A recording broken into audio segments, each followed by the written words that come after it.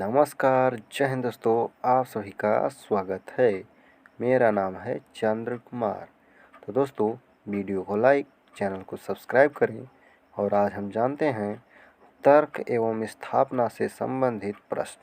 तो चलिए शुरू करते हैं। स्थापना। दो विरोधी मूल्यों के बीच भटकना और उससे उत्पन्न तनाव को झेलना ही आधुनिकता की एकमात्र पहचान है।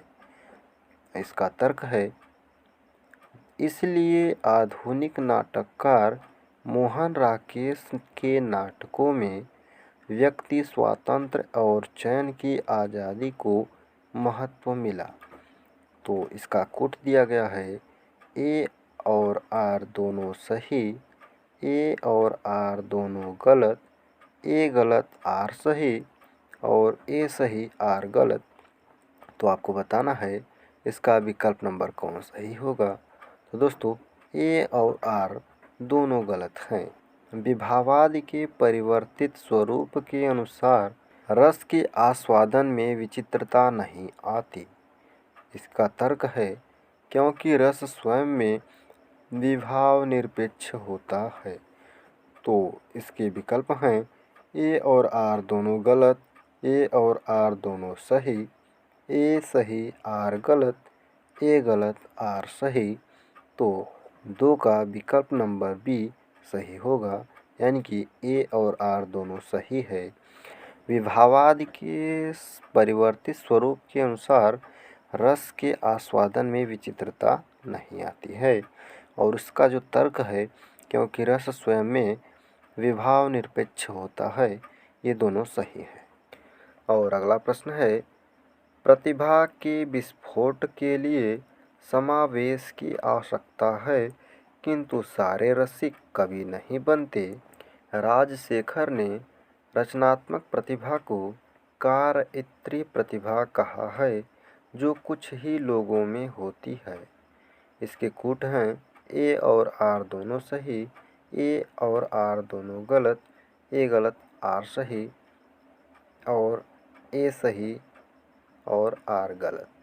इस प्रकार के ये कूट दिए जाते हैं और आपको बताना है इनमें से कौन सा विकल्प सही होगा। तो 3 का विकल्प नंबर ए सही होगा, यानी ए और आर दोनों सही हैं। अगला प्रश्न है, गुण मुख्य रूप से रस के धर्म हैं, पर इन्हें गौड़ रूप में शब्दार्थ के धर्म भी माना जाता है। और इसका तर्क है, क्योंकि गुण का निर्धारण शब्दार्थी से होता है। और दोस्तों, इसके तर्क दिए गए हैं और आपको बताना है कौन सा विकल्प सही होगा। तो इसका विकल्प नंबर सी सही होगा, यानी कि ए सही है और आर गलत, यानी स्थापना तो सही है लेकिन तर्क गलत है। अगला प्रश्न है, कामायनी को रूपक काव्य भी कहा जाता है। और इसका तर्क है, क्योंकि इसमें रूपक अलंकार की बहुलता है। तो 5 का विकल्प नंबर बी सही होगा, यानी कि ये सही है, आर गलत, यानी कि इसकी स्थापना सही है और तर्क गलत है। अगला प्रश्न है, काव्येषु नाटकम रम्यम। और इसका तर्क है, क्योंकि उसमें काव्य के साथ साथ सभी ललित कलाओं का समन्वय होता है। और दोस्तों, इसके कूट दिए गए हैं और इसका विकल्प नंबर सी सही होगा, यानी कि ए और आर दोनों सही हैं। अगला प्रश्न है, काव्यानुभूति का मूल आधार लोकानुभूति है। और इसका तर्क है, क्योंकि केवल लोक जीवन का यथार्थ ही उसके ज्ञान और भाव क्षेत्रों का विस्तार करता है, कल्पना नहीं। और इसके कूट दिए गए हैं, ए और आर गलत, ए गलत आर सही, ए और आर दोनों गलत, ए और आर दोनों सही। तो इसका विकल्प नंबर ए सही होगा।